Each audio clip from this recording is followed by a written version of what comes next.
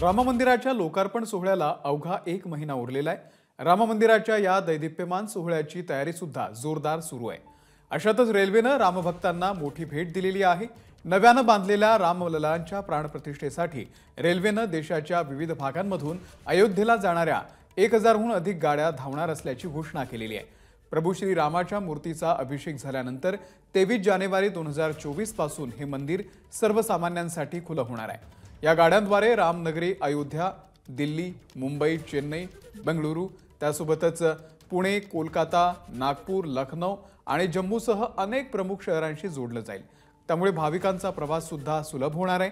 19 जानेवारी पासून या गाड्या धावणार आहेत। त्यासोबतच प्रवाशांची संख्या वाढल्यास गाड्यांची संख्या देखील वाढवण्याचा निर्णय घेतला जाऊ शकतो असं सांगण्यात येत आहे।